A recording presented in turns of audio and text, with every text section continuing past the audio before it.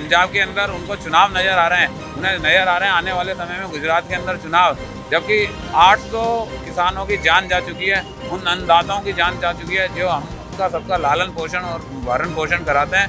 तो उस स्थिति में इनको सद्बुद्धि दे और किसानों के जो जिन्होंने अपने प्राण गंवाए उनकी आत्मा के लिए हम शांति की प्रार्थना करते हैं भगवान से। और आने वाले समय में इस तरह के निर्णय मोदी जी आपने लिए तो जनता आपको देश की उखाड़ के फेंकेगी। भारत की प्रथम महिला प्रधानमंत्री स्वर्गीय इंदिरा गांधी की जयंती पर कांग्रेस जनों ने किया याद। तीनों कृषि कानूनों को वापस लेने की मोदी की घोषणा को कांग्रेसियों ने बताया चुनावी स्टंट। शक्ति एवं स्वाभिमान की पर्याय भारत की प्रथम महिला प्रधानमंत्री आयरन लेडी के नाम से मशहूर स्वर्गीय इंदिरा प्रियदर्शिनी गांधी की आज जयंती के अवसर पर स्टेशन रोड स्थित इंदिरा गांधी स्मारक पर अजमेर शहर जिला कांग्रेस संगठन के पदाधिकारी और कार्यकर्ताओं ने उन्हें पुष्पांजलि अर्पित कर नमन किया। भारत की पहली महिला प्रधानमंत्री इंदिरा प्रियदर्शिनी गांधी की आज देश जयंती मना रहा है। 19 नवंबर 1917 को उत्तर प्रदेश के इलाहाबाद के आनंद भवन में जन्मी इंदु बाद में इंदिरा प्रियदर्शिनी के नाम से जानी गई। स्वर्गीय इंदिरा गांधी 1966 से 1977 तक 3 बार भारत की प्रधानमंत्री बनी, चौथी बार 1980 से 1984 तक प्रधानमंत्री रहीं। इस दौरान 1984 में 31 अक्टूबर को उनके निवास सफदरगंज रोड नई दिल्ली पर उनके ही अंगरक्षकों ने गोलियों से भूनकर हत्या कर दी। स्वर्गीय इंदिरा गांधी आयरन लेडी के नाम से मशहूर हुई। वे भारत की प्रथम और अब तक की एकमात्र महिला प्रधानमंत्री रही। आज उनकी जयंती पर देश के प्रति उनके त्याग और बलिदान को याद करते हुए कांग्रेस जनों ने उन्हें नमन किया। इस मौके पर प्रदेश कांग्रेस कमेटी की उपाध्यक्ष व पूर्व विधायक व मंत्री नसीम अख्तर इंसाफ, पूर्व विधायक डॉक्टर श्री गोपाल बायती, शहर जिला कांग्रेस के निवर्तमान शहर अध्यक्ष विजय जैन, विधानसभा प्रत्याशी महेंद्र सिंह रलावता, महेश ओझा, सेवा दल के पूर्व संगठक शैलेंद्र अग्रवाल, प्रताप यादव, पार्षद द्रौपदी कोहली, नरेश सत्यावना, रश्मि इंगोरानी, विपिन बैसिल, शैलेंद्र गुप्ता, सोना धनवानी, शमसुद्दीन सहित अन्य अजमेर शहर जिला कांग्रेस कमेटी के पदाधिकारी व कार्यकर्ताओं ने पुष्पांजलि अर्पित की। इस अवसर पर कांग्रेस जन ने कहा कि इंदिरा जी ने दृढ़ इच्छा शक्ति, दूरदर्शिता एवं कुशल नेतृत्व से भारत को एक सशक्त, सुदृढ़ व उन्नत राष्ट्र बनाने में अपना अहम योगदान दिया। इंदिरा जी का नाम रहेगा, जब तक सूरज चांद रहेगा। इंदिरा जी का नाम रहेगा, जब तक सूरज चांद रहेगा। इंदिरा जी का नाम रहेगा। आज हमारी देश की पूर्व प्रधानमंत्री और प्रथम महिला प्रधानमंत्री स्वर्गीय इंदिरा गांधी जी की जन्म जयंती पर अजमेर शहर जिला कांग्रेस कमेटी की ओर से उन्हें सादर श्रद्धांजलि। त्याग, तपस्या और बलिदान उन्होंने देश के लिए दिया। देश की एकता, अखंडता को उन्होंने नहीं बिगड़ने दिया और देश के अंदर चाहे गरीब हो, चाहे युवा हो, हर जात, हर समाज, सबके लिए उन्होंने जो निर्णय किए उस निर्णायक स्थिति को जो आज हम साकार करें और उनके बताए हुए मार्ग पर हम चलें। यही नहीं, उन्होंने पूरे दुनिया के अंदर अपना परचम लहराया और चाहे रशिया हो, चाहे ब्रिटेन हो, चाहे अमेरिका हो, सबको मजबूर कर दिया कि उन्हें आयरन लेडी के नाम से जो है विश्व में विख्यात किया गया कि इंदिरा गांधी जी एक आयरन लेडी के नाम में से उभर कर आई।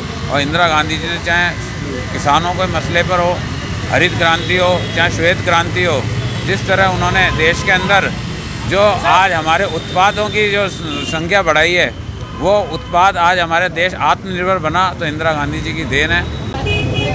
इंदिरा गांधी जी की जन्म दिवस के ऊपर आज उनको श्रद्धांजलि अर्पित की गई और उनके बताए रास्ते पे चलने का प्रयास करने का एक संकल्प लिया गया।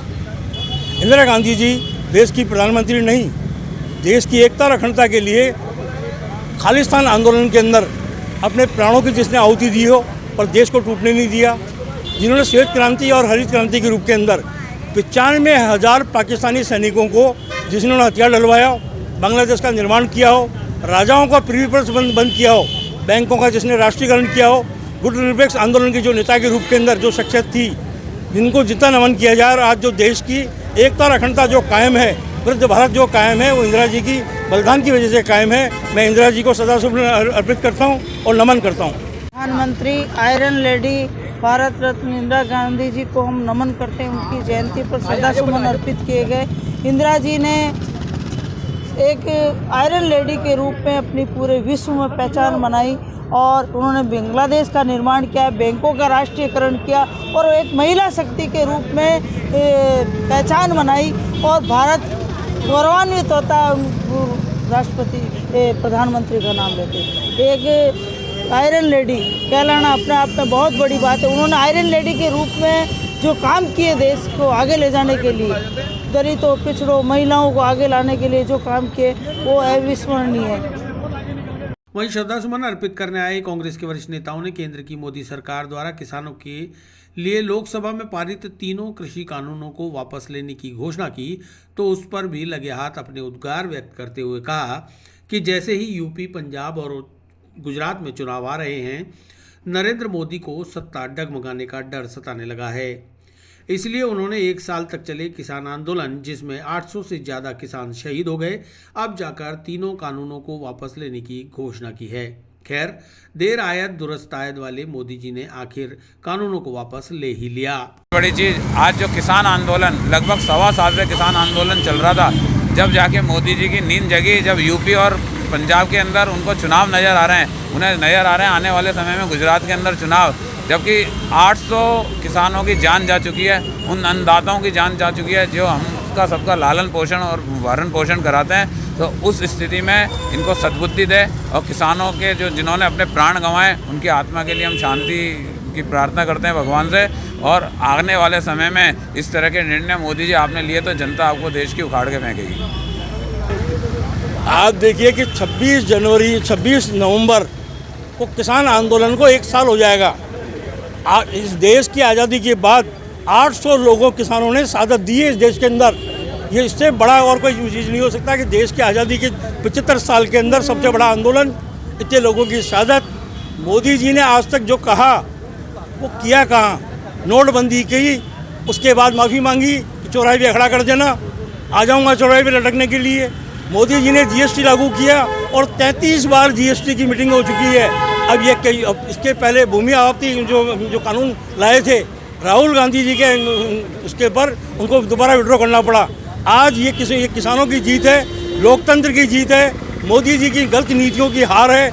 मोदी जी को इस में प्रायश्चित करना चाहते हैं तो 800 किसान जिनकी डेथ हुई है उनको बच्चों को सरकारी नौकरी देनी चाहिए, उनको आर्थिक पैकेज देना चाहिए कि किसान जो एक लंबे समय से खेतों में नहीं बैठकर सड़कों में बैठा था, उसको आर्थिक जो नुकसान हुआ है उस पैकेज की घोषणा भी करनी चाहिए।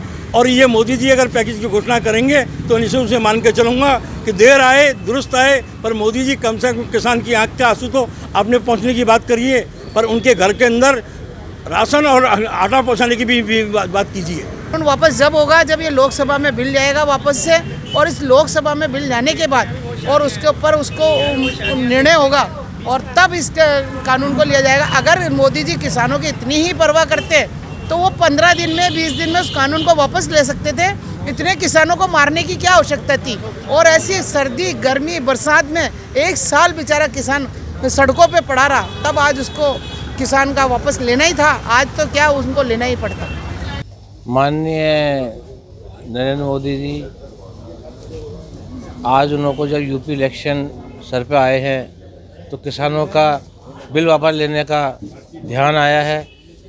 उसके अंदर आपने देखा होगा किसान कब से धूप के अंदर, बरसात के अंदर, कड़ाके की ठंड के अंदर सड़कों के ऊपर रहे और खेतों में रहे, और कितने ही किसानों को जान से हाथ धोना पड़ा। किसी ने आत्महत्या कर ली, और इन्होंने फायरिंग कराई, फायरिंग में मरे लोग, और इन्हों के लोगों ने गाड़ियों के नीचे दबा के मारा लोगों को, किसानों को। उसके बावजूद भी नरेंद्र मोदी हमारे प्रधानमंत्री जी की आंख नहीं खुली। लेकिन आज जब सर पे इन्हों के मालूम पड़ा यूपी के अंदर स्थिति खराब है हमारी, इस चीज़ को लेकर भी हमारी स्थिति खराब है, तब जाके इन्होंने किसानों का बिल वापस लेने की बात कही है। और हम ये याद दिला दें और सारी किसान भाइयों से बोलते हैं, किसान भाइयों ये आपको लालीपॉप है। फिर आप यूपी के इलेक्शन ख़त्म होने के बाद वापस कोई ना कोई नया फफूजा लेकर आएंगे आप किसानों को परेशान करने के लिए।